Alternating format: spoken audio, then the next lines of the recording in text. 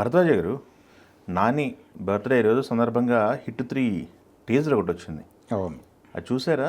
చూసిన తర్వాత ఏమనిపిస్తుంది? దాదాపు అది టీజర్ కాకుండా ట్రైలర్ లెక్కనే నిమిషం 43 సెకండ్లు ఉంది టీజర్. నిమిషం 43 సెకండ్లు ఉంది. కొంత కంటెంట్ కూడా రివీల్ చేసే ప్రయత్నం చేశారు. అంటే ప్రమోషనల్ యాక్టివిటీ మొదలైపోయింది.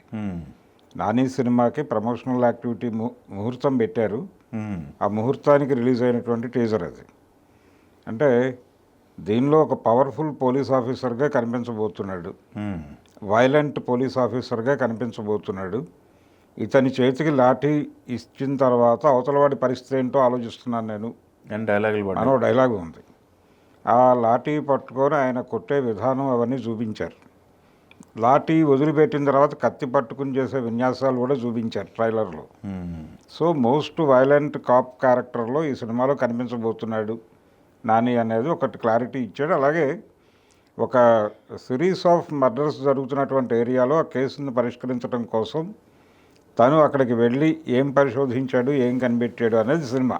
అవును, అది ఫార్ములా హిట్ ఫ్రాంచైజీ మొత్తం అదే ఫ్రాంచైజీ మోడల్. ఈసారి ఒక సిరీస్ ఆఫ్ మర్డర్స్ మీద వెళ్తోంది సినిమా.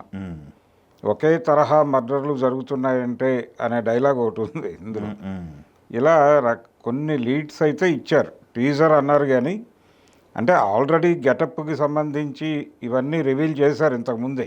అవును, ఇప్పుడు కొంచెం క్యారెక్టర్ని ఎస్టాబ్లిష్ చేసి ఈ టీజర్లో చెప్పే ప్రయత్నం చేశారు. కథ ఎలా ఉంటుంది, ధోరణి ఎలా ఉంటుంది, నాని ఎలా ఉండబోతున్నాడు అన్నంత వరకు అభిమానులకు తెలియజేయడం కోసం టార్గెట్ చేసిన టీజర్ ఇది.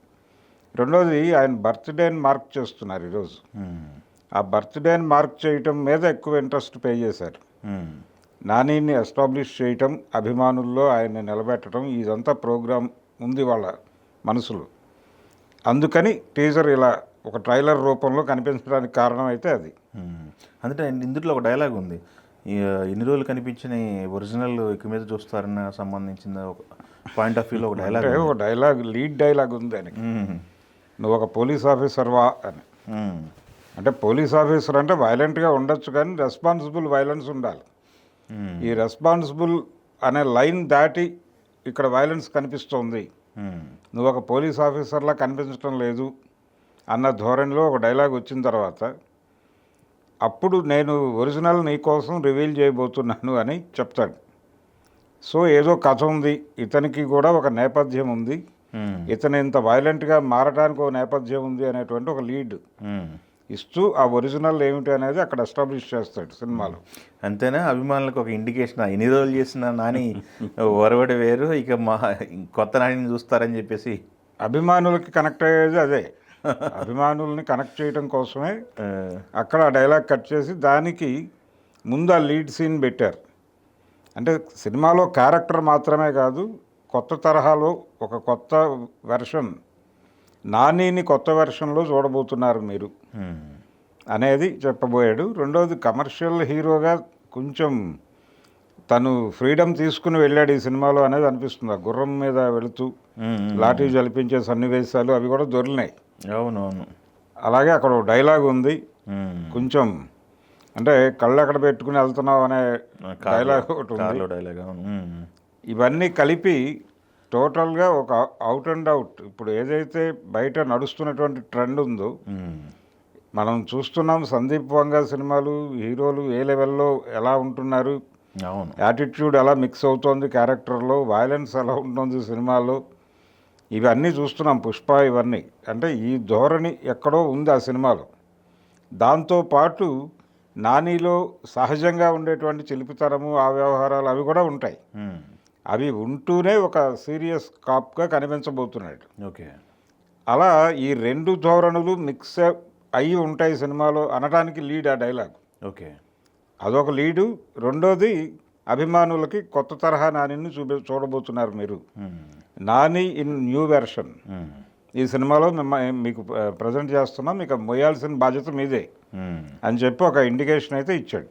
ఎస్, శైలేష్ కూడా మంచి కేర్ తీసుకున్నట్టున్నాడు. ఆల్రెడీ హిట్ ఫార్ములా కొట్టుకుంటూ వస్తున్నాడు. బట్ మధ్యలో సైంధవ్ ఒకటి కొంచెం ఇబ్బంది పెట్టింది. సైంధవ్ అంటే వెంకటేష్తో వెళ్ళటము, ఆ తరహా జానర్కి ఆయన ఫిట్ కాకపోవడము, ఇలా రకరకాల కారణాలు ఉన్నాయి. కానీ ఆ జానర్కి అతను ఫిట్ అయ్యాడు. అంటే ఆ జానర్ డైరెక్టర్గా ఒక ఎస్టాబ్లిష్ అయ్యాడు.